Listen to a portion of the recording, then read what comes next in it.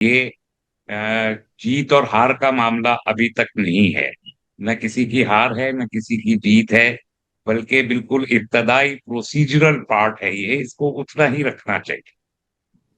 दूसरी बात मैं ये अर्ज करना चाहता हूं, मैं मुस्तकिल टेलीविजन पर और अखबारात में और सब जगह सब डिबेट्स भी सुन रहा हूं। ये हिंदू पक्ष और मुस्लिम पक्ष का मामला नहीं है जो कहा जा रहा है। बाहर कल सुप्रीम कोर्ट के बाहर एक मोहतरमा वकील साहिबा भी फरमा रही थी कि हिंदू पक्ष जीत गया। तो ये हिंदू पक्ष और मुस्लिम पक्ष का तो मामला ही नहीं है। ये मामला है एक कॉन्स्टिट्यूशन ऑफ इंडिया का। और हम्म। कॉन्स्टिट्यूशन ऑफ इंडिया हिंदू मुसलमान नहीं है, वो तो सेकुलर है। दूसरी जो आप जगदम्बिका साहब का स्टेटमेंट आप कोट कर रही हैं, ये तो बिल्कुल ठीक है कि ये प्रॉपर्टीज के मैनेजमेंट का मामला है। लेकिन किसकी प्रॉपर्टीज के मैनेजमेंट का मामला है? क्या ये सरकारी जमीनों के मैनेजमेंट का मामला है? तो फिर एएसआई काफी है। आर्कियोलॉजिकल सर्वे ऑफ इंडिया देख लेगा सबको। और बिल में एक प्रोविजन कर भी दिया है जो मुझे तो बहुत खतरनाक लगता है, कि बहुत सारी वक्फ प्रॉपर्टीज जो 100 साल पुरानी है, वो अगर एएसआई चाहेगा तो वो ले लेगा। ये वक्फ की प्रॉपर्टीज का मामला है। और वक्फ क्या है? वक्फ एक धार्मिक चैरिटी है। ये मुसलमानों को कुरान बिल्कुल की कई शिक्कों से ये बिल्कुल कहा गलत गया बात है कह रहे कि हैं। आप वो सब कुछ दान कर सकते हैं जो आपकी जरूरत से ज्यादा है, और इसी बुनियाद पर ये वक्फ किए जाते हैं। वरना अगर ये सिर्फ एक प्रॉपर्टी के मैनेजमेंट का मामला हो, तो फिर तो वक्फ के नाम की भी कोई जरूरत नहीं है। चैरिटी कमिश्नर्स काफी हैं, फिर तो वक्फ बोर्ड को ही खत्म कर देना चाहिए। वक्फ काउंसिल की भी क्या जरूरत है? और पूरे के पूरे वक्फ अमेंडमेंट की ही क्या जरूरत है? आप खुले तौर पर वक्फ को वो आप हम्म। अमेंडमेंट लाने की बजाय आप रिपील कर दीजिए। वक्फ एक्ट 1995 को ही रिपील कर दीजिए पूरा का पूरा। कह दीजिए सारी ठीक है। प्रॉपर्टीज जो है वो चली जाए, एएसआई के पास सर, मैं चली जाए आपको आपको जाए, या एक सेकंड के लिए रोक रही हूँ अथॉरिटी के बस। पास मैं चली जाए। रिबटल देने ठीक है, दीजिएगा। रहमानी सर, मैं मुझे एक सेकंड रिबटल। के लिए रोक रही हूँ क्योंकि मुझे इस पर क्लैरिटी चाहिए और आई एम श्योर कि दर्शकों को भी इस पर क्लैरिटी चाहिए। यासिर जिलानी अभी उन्होंने कहा कि ये धार्मिक मसला है क्योंकि जब जो आपके पास ज्यादा है मुस्लिम बिलीफ्स के हिसाब से जो ज्यादा है वो आप डोनेट कर रहे हैं, तो ये हमारे लिए धार्मिक मसला हो जाता है। Why do you say that कि ऐसा नहीं है? देखिए, यही कंफ्यूजन मुसलमानों के बीच में मिली तंजीमें पैदा कर रही हैं। और लगातार पिछले 60 सालों से मुस्लिम पर्सनल लॉ बोर्ड है, और भी कई सारी ऐसी तंजीम है जिसके बड़े इसको समझने की जरूरत है। धानड्डे अरबपति मुसलमान 25-26 परिवार भारत में ऐसा है जो मुसलमानों पे अपना वर्चस्व बनाए रखना चाहता है।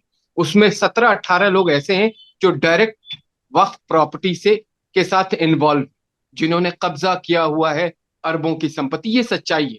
ये जो संशोधित होकर बिल आया है, ये उन्हीं के खिलाफ एक मुहिम है जिसकी वजह से ये सब एक छत के नीचे आ गए और गरीब मुसलमानों को भ्रमित करके डरा के उनको सड़कों पे निकालना चाहते हैं। जिस तरीके से सीए एनआरसी के वक्त निकाला था और कहा था कि हर घर का मुसलमान जो है वो भारत से बाहर चला जाएगा, डिटेंशन सेंटर में चला जाएगा।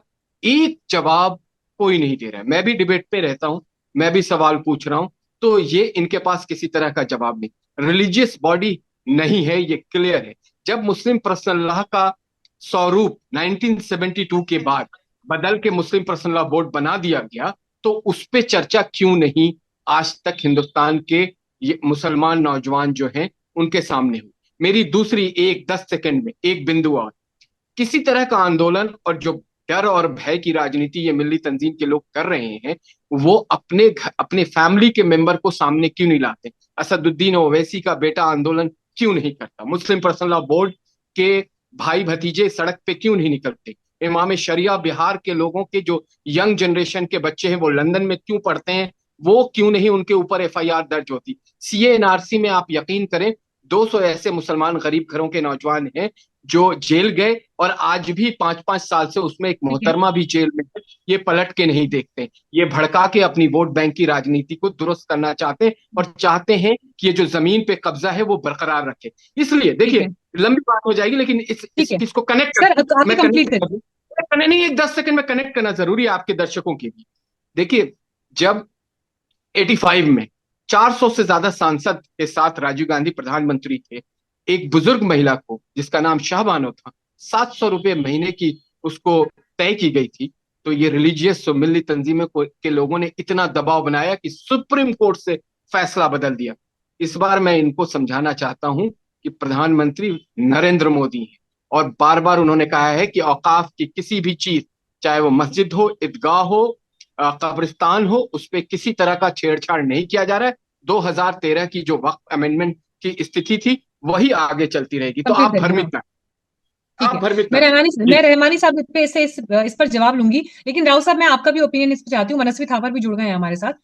राउत साहब, मैं मुझे ये बताइए, फैसले का बड़ा आधार तो फिर यही होगा ना, पहली लाइन में यही तय करना है ना कि वक्फ बोर्ड धार्मिक संस्था है या नहीं है। और अगर एक बार ये डिसाइड हो गया, ये नेचर डिसाइड हो गया, तो मुझे लगता है उसके बाद तो फिर आगे की जो बातें हैं, फैसला कम से कम फिर कानून की तरफ जाता हुआ दिखाई देता है, अगर वक्फ एक धार्मिक बोर्ड नहीं है या एक धार्मिक संस्था नहीं है तो।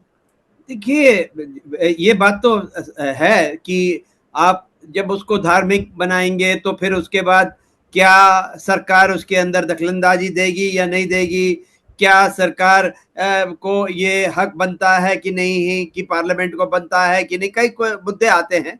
जहां तक ये मामला है, और ये राइट अक्रॉस द बोर्ड, कोई भी इसको सिर्फ मामला उलझाने के लिए लोग शायद कह दें कि ये जो है एक रिलीजियस मैटर है। वैसे सिर्फ एक चैरिटी की, मैं जिलानी के साहब के साथ सहमत हूँ बिल्कुल, ये एक चैरिटी है, इसकी मैनेजमेंट ऑफ प्रॉपर्टीज है। और आपने तस्लीम रहमानी जी ने की भी बात सुनी, उन्होंने भी यही बात कही है। तो अभी सिर्फ इसको रिलीजियस इंस्टीट्यूशन के बाहर रख के ये मैनेजमेंट ऑफ प्रॉपर्टीज है, ये सही तरह चल रहा है नहीं चल रहा है, कि जो गरीब मुसलमान हैं उनको इससे इसका फायदा मिल रहा है नहीं मिल रहा है, जिस वजह से ये बना हुआ है उसका हो रहा है क्यों नहीं। अभी ये जो है एक पहली बात तो वो आ गई सीधी कि ये हिंदू मुसलमान की बात ही नहीं है, ये सिर्फ यही बात है कि जो वक्फ प्रॉपर्टीज जो हमारे, देखिए यदि थोड़ी देर के लिए भी हम सोचे कि ये रिलीजियस है, हमारी पार्लियामेंट में एक्ट बनाया वक्फ एक्ट, ये संसद ने बनाया, तो इतना भी रिलीजियस नहीं है कि संसद इसके ऊपर कानून बना रही है। आप समझे ना, जब संसद कानून बना सकती है, उसमें कोई गलतियां आती हैं, कोई ऐसी चीज आ जाती है जिस वजह से सरकार को इस बात को सुनने की जरूरत पड़ी।